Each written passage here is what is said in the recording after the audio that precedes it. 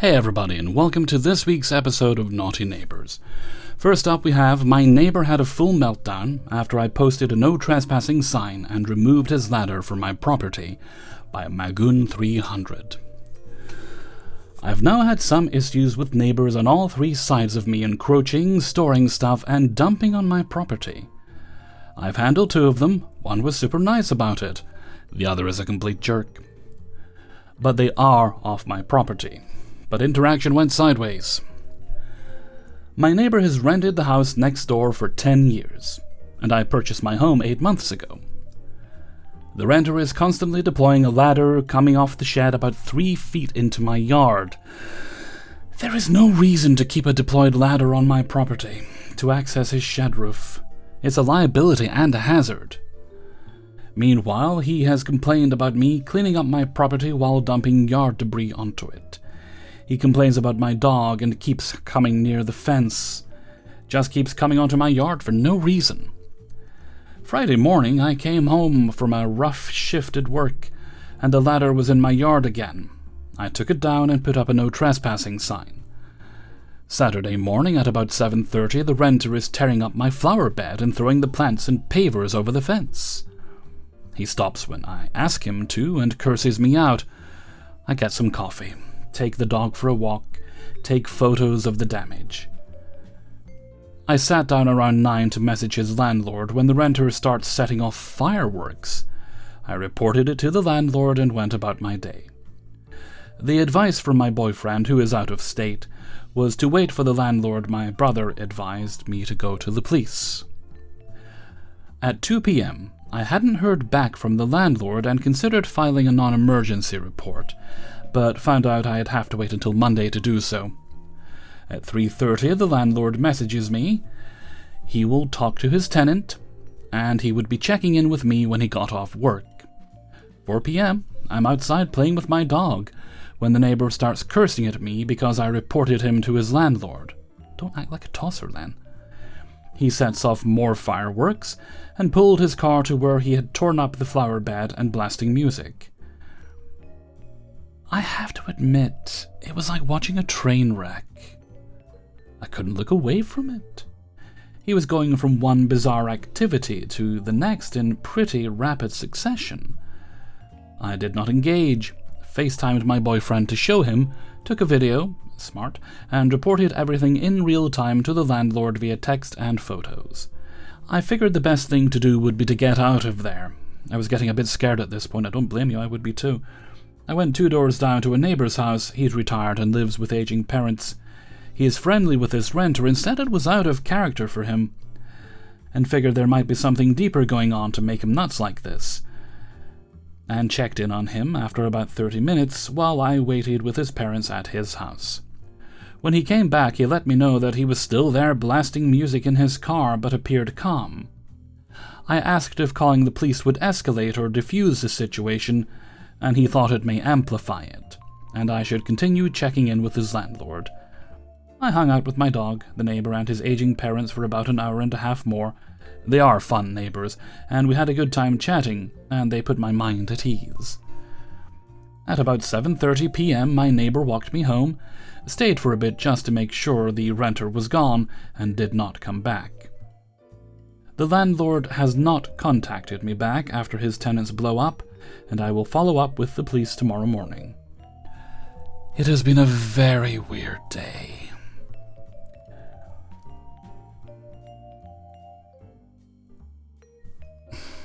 It's easy to observe someone's behavior and make judgments, but all throughout my mind's thinking, should this guy be taking medication as they stop taking it?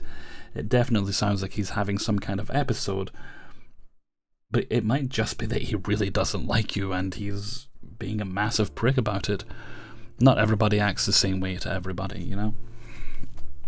Okay, next up today, I'm finally at my wit's end with neighbours using our driveway.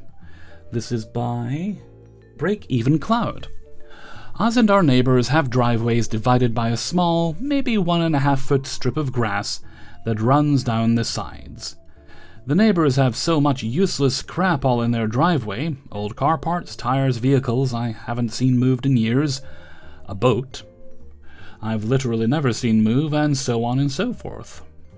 Silly neighbors, boats go on water.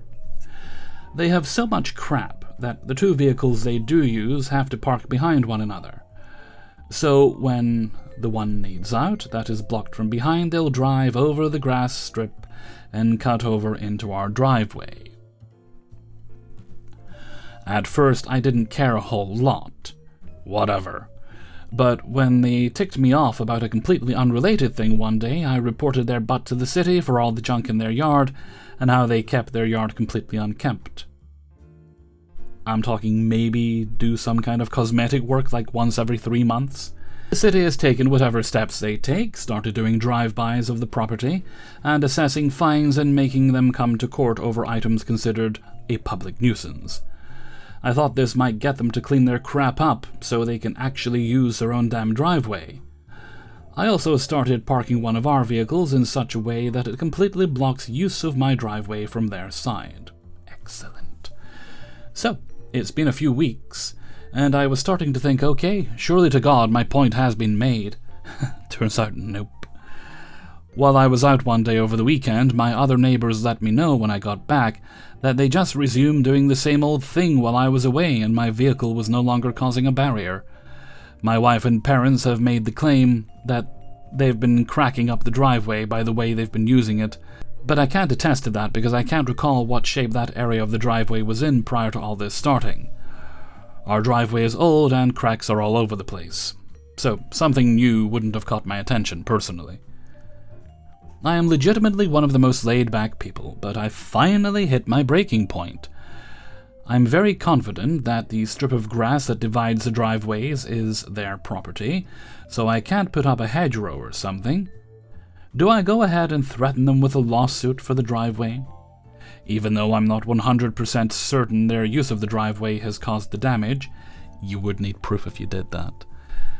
I'd start taking pictures of its current condition, and then do it like once a week or so, just so you can see if there's any progress in the damage. Can I put a no trespass on them and just sit outside reading a book and nail them when they encroach on our property? And yes, they clearly know they are in the wrong, because when this first started, we were still on the say hi to the neighbor level. The lady mentioned, "I know, I always have to cross over to use your driveway, sorry about that." Help me out, internet people. Give me some ideas, any ideas. I don't care if it's petty revenge that doesn't even solve the issue at this point. I just want to inconvenience them as much as possible. I obviously can't just leave my vehicle parked 24/7 to block them off. Edit. To be clear, yes, I have actually spoken with the neighbors about it, and it's always the same "sorry, we'll clean up better and stop doing it" song, which never actually happens. Edit 2.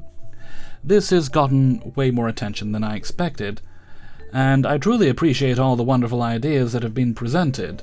I am definitely going to look into getting some planter boxes to go along the driveway, or building a pretty long curb along the edge to discourage them. I've mentioned in some comments, but I'm going to add up here for more visibility. The city says we cannot have a fence to divide the driveway, as it constitutes a front yard fence, which one cannot have unless they live on a road that has 4,500 vehicles of traffic a day, which we do not. That is such a weird rule. Lastly, a few people have asked why this even matters enough to me. It matters to me for 2 reasons. The first is because there's no reason for this to be happening. This isn't a case of a large family with too many vehicles to accommodate their own driveway.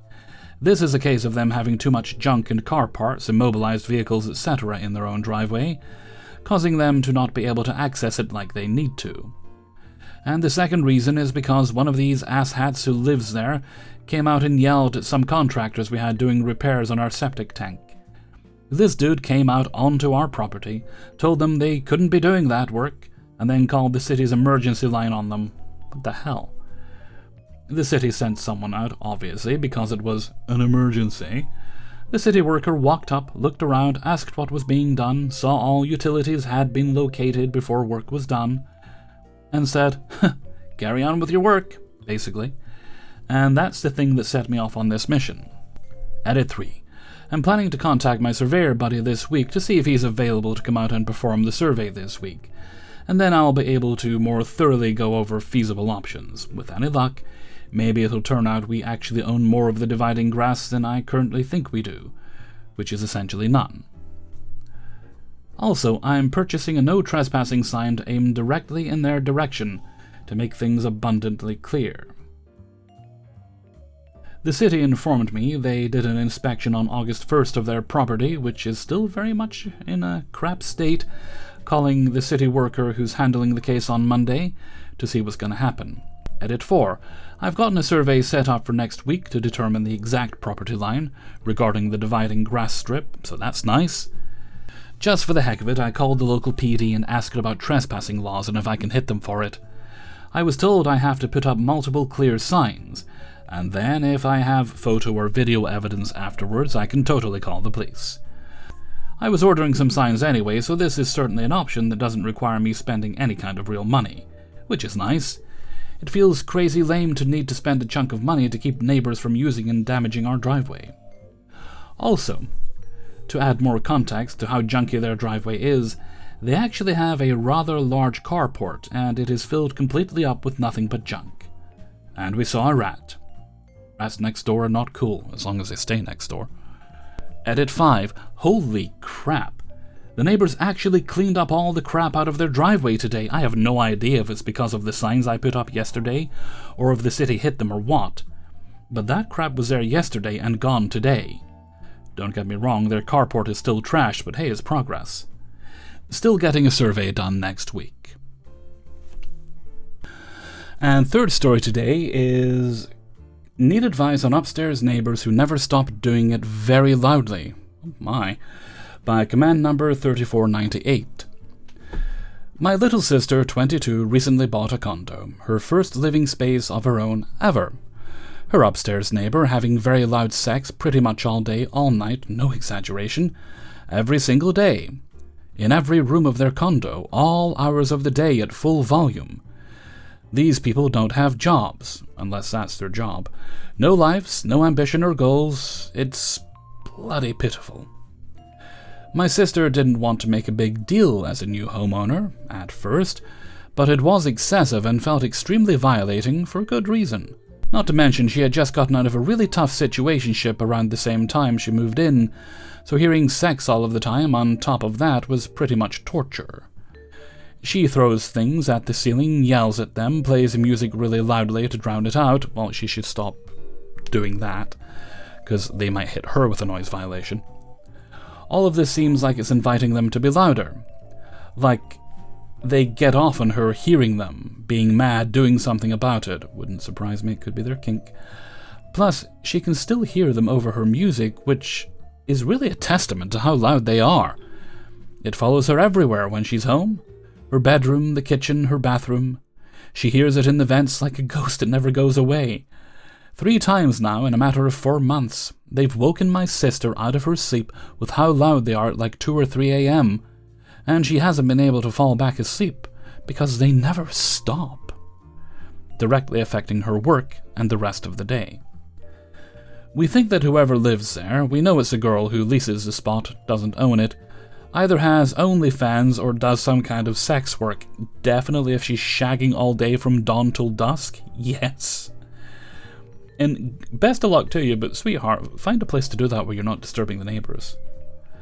My sister has seen a handful of different guys entering the apartment, but only one girl, which makes her think something sketchy is going on there. But doesn't have any proof besides all the sex noises and seeing guys going up there. That's pretty much the extent of what we know. Not sure if we can wreck or butt over some law pertaining to this, but alas, I'm not a lawyer. When I say that this is driving my sister violently insane, I don't say it dramatically. She breaks down over it regularly. She does not spend time at home anymore, and has only been living there for almost 4 months. She spends most of her free time at her mom's, where she just moved out of. Her roommate misses her because she's never around, even though she literally owns the place. She is getting mentally violent over this, which is crazy because she's a softie through and through. She feels so helpless in this situation, and she just wants her neighbors to just die at this point.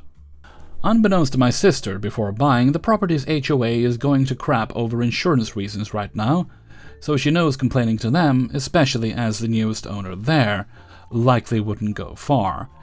She anticipates the cops will treat the issue as a noise complaint if she calls a non-emergency line, when it's much, much more than just a noise complaint. You need to start with that. She's considering going to therapy strictly to cope with this.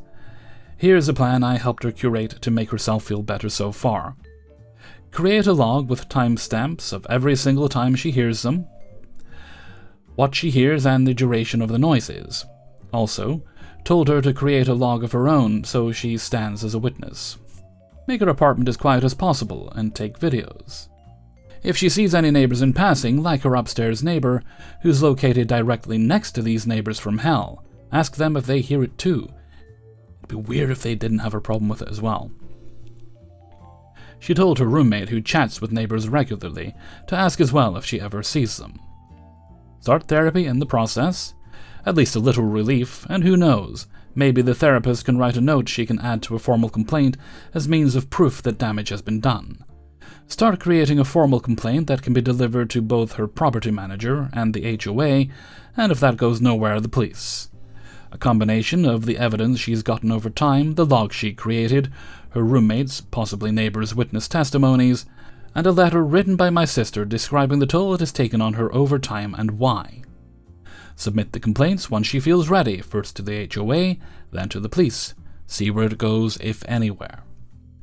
From research I've done on incidents like this with other people, I don't think it's wise to take this directly to the neighbor whatsoever. I told my sister to write letters to this woman anyways as a cathartic release, but not to deliver.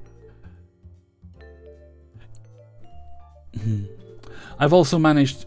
You might need to bring it up to the neighbors at least once. It could be they're not aware of the noise they're creating. I find it unlikely,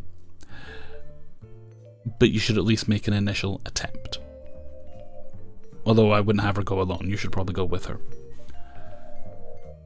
I've also managed to deduct that beyond what my sister is already in the process of doing, the above, if none of these routes end up going anywhere, she's basically out of luck, and her only realistic alternative is moving out and renting her space to someone else. What the hell? Desperately in need of some advice on this. She's not doing good. Saw her this morning, and she just broke down crying over it because she's been up since 2 a.m. because of them. Right, well, firstly, I think you're probably right. They're probably using it as some sort of professional knocking shop, whether it's the recording videos or if she's just seeing clients there. Hard to say, but I think it is definitely a professional venture. I would start calling the police, absolutely. And every time there's a noise, start calling the police. As I say, it could be wise to at least make a single attempt to let them know, hey, this noise has been going on for a while. It's affecting my sleep, affecting your sister's sleep, of course. That way they can't deny that we're aware there was a problem. And you've got some great ideas there, contacting the other neighbors, keeping a note of everything, documenting everything. That will all be important down the line. If she doesn't own the apartment, I'd find out who does own the apartment and contact them. It could be that the person that does own the apartment doesn't know what it's being used for. There's a time and a place for everything, and if sex work's your thing, you should absolutely do it. But do it in a way that doesn't, keep people up at night. At least not in the wrong way. And fourth story today is my neighbor is keeping tabs on my apartment by new insomnia.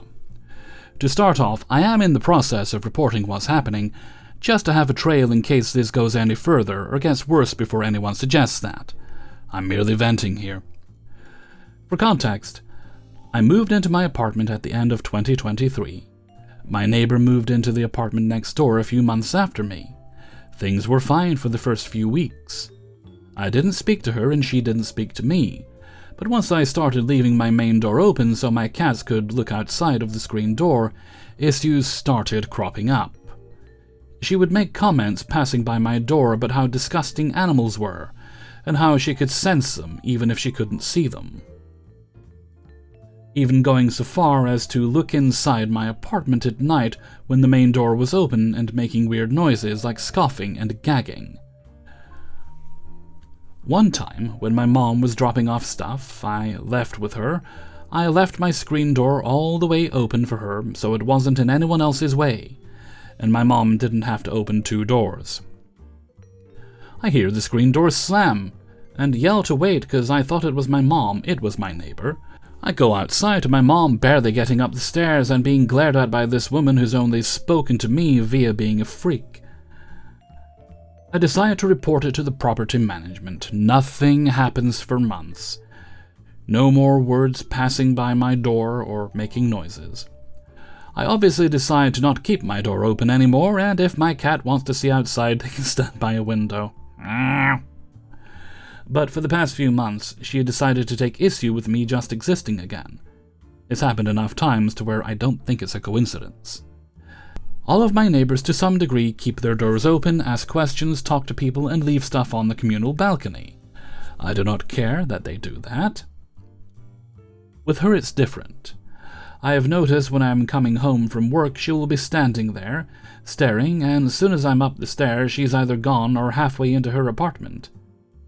Once or twice is whatever. Nearly a dozen times seems like a choice. At one point, when I'm getting dropped off by a friend, she was leaving, and once she saw me, she decided to stare for a noticeable amount of time before getting in her car. Every time I move, she moves.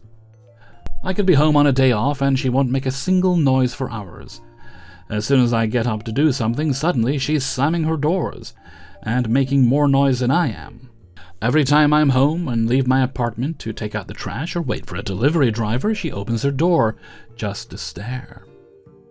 She leaves her trash outside, which I don't care about. Her apartment is not my problem. However, it's the fact that one time I did that because the bag was about to explode and I needed to fix it.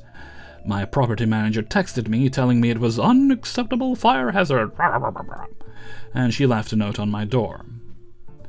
You would think that with these problems she has with me, she'd at least be grown enough to say something.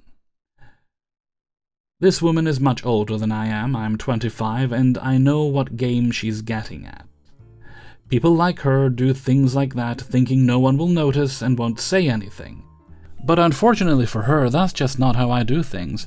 Even if what I say or do doesn't go anywhere, at least she'll be aware.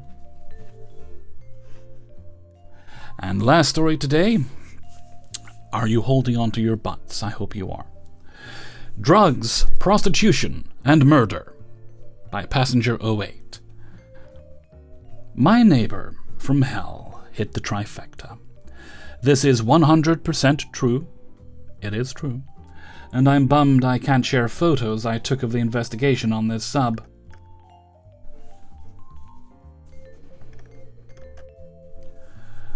I bought my home in 2011. My partner joined me in 2014. We live on a small, semi-busy street in the suburb that borders a mid-sized city. Not a lot of violent crime happens near me. All my other neighbors preceded my move except a guy I'll call TJ. He bought the house across the street from me in 2018. Nice enough guy. Divorced with a young daughter who visited regularly. TJ's girlfriend and her brother also moved in, and everything was pretty normal. Fast forward to 2020. COVID. My neighbor next door, whose daughter would sometimes play with TJ's daughter, told me TJ lost his job and his car was repossessed. Shortly after that, TJ and his girlfriend broke up, and she moved out along with her brother. Now there were no cars parked across the street. Sometimes I see a woman or an unknown man coming or going. But TJ owns the house, and it's none of my business. Even worse, my neighbor tells me TJ now has cancer. Come to think of it, he's been looking a little rough. Toward the end of 2020, beginning of 2021, we notice cars are coming and going from TJ's driveway late at night. My partner works in the restaurant business and keeps late hours. Neither of us have children, so sometimes we stay up late and hang out on the porch. So we see these cars a lot. At first we dismiss it. He's not a bad neighbor. He doesn't throw loud parties or start arguments with us. He lost his job. He's got cancer. He's probably just selling weed. Marijuana wasn't legal in my state. It is now. But I didn't care if people smoked or sold it. Probably because I bought weed plenty of times before it was legal, but it wasn't weed. And that dawns on us when we see cars stopping at 3 or 4 in the morning because, people buying weed don't visit during those hours. It's something harder, and we realize that we're going to have to deal with this. During this time, we also notice his mother dropping off groceries on occasion, but we never see his daughter anymore. Mid-May 2021, it hits the fan. It starts on Friday evening. My vacuum cleaner died. R.I.P. And I head out to Walmart after work to buy a replacement. When I came home, I see a helicopter hovering around the neighborhood, but nothing else. Could be anything. Then I see the cops walking up and down my street shining flashlights around. Nothing exciting happens around here, so I nosily poke my head out the door as they pass my house. Is everything okay? Yeah, we're looking for a missing person. A gentleman in his 60s. I tell them I haven't seen anything and close the door. I assume some poor guy with dementia has wandered away from his house. Nothing else happens that evening. The next morning is a beautiful spring day, perfect for yard work. Myself, my partner, and my neighbor are all outside doing stuff. TJ's grass hasn't been cut all year, and it's really unsightly. My neighbor offers to cut it for him, and he declines. I notice the cops are back, walking around on my street, but they aren't talking to anyone, so I carry on. My neighbor is fixing the branch saw, and I'm moving branches to the front yard for a town bush pickup when I freeze. An officer is putting crime scene tape around TJ's house. I yell at my partner to forget this stupid branch saw, because holy crap, something big is happening. More cops show up. Our street gets blocked off. Then the investigators arrive. TJ is carted away in a police car. Somehow we still stupidly thought this may be a drug overdose. I spend the next 10 hours watching the scene unfold. At 10:30 at night, the medical examiner shows up, and the body is removed. Back to the night before. A wealthy man went missing. He lives in $1 million home. Mine cost $87,500 in 2011, and drives a $250,000 car. Jeebus. After he went missing, the expensive car was found on a street very close to my home. The next day, the police found the missing man's hearing aid in TJ's driveway. And shortly after that, they found his body under TJ's porch. He was beaten to death. He was not there to buy drugs. He was there to visit a prostitute who lived with TJ at the time. This woman had been seeing the very married missing man off and on for about 10 years, and she herself was an addict. The motive was never established, but it was likely jealousy or money. The murder weapon was not found. TJ moved the victim's car after he committed the crime. The day after the body is discovered, Sunday, we were out all day. When we come home, we are stunned to see TJ entering his home. This is the last time I see him. He spends the next week at his mother's house, unknowingly tailed by U.S. Marshals while investigators build their case. He is arrested a week after the murder. TJ pled not guilty to second-degree murder, and the case went to trial in 2022. The victim's wife does not go to the trial, and I hear she sold that fancy home and moved out of the area. Quite right. TJ was found guilty by a jury and sentenced to 26 years in prison. His house was bought by flippers, completely remodeled and sold a few years ago. I like the new neighbors. Nobody visits them at 4 a.m. Postscript. During the trial, I also found out TJ never had cancer. I won't reveal how I found out, as that person certainly violated HIPAA laws by telling me. It confused me why he would lie, because he never solicited money from anyone. But ultimately, I think he used this lie to cover up his drug use. I googled his name after his arrest and discovered he was once arrested for drugs in another state, and learned his drug problem had been off and on for years. After he was arrested, I reported his overgrown lawn to the town. They mowed it and sent him a bill for $300. I did assist on keeping several squatters out of his home, mostly for my protection. for which TJ's mother was grateful. I have sympathy for her and his daughter. That's my story, but if anyone has questions, I rarely tire of talking about this. Kept my co-workers fed on this for a year. And that brings us to the end of today's video. Big thanks to everyone who allowed me to use their stories in this video. If you'd like to support the channel, you can do so by signing up for my Patreon page, which is linked down below in the description there. You'll also find a link to my merchandise store and my Discord server. I think I've added that back in there as well. But I think that's everything for now. So let's move on to Hellfreezer's question of the day. And today's question is, let's keep it on theme, what's the worst neighbour you've ever had? Thankfully, none of my neighbours have ever killed people, as far as I'm aware. I have an old man on one end. He's been there all his life, and while he and his family certainly made a lot of noise with parties in the decades gone by, as I say, he's an older gentleman now, so you rarely hear noise from him unless he's having some work done in his house.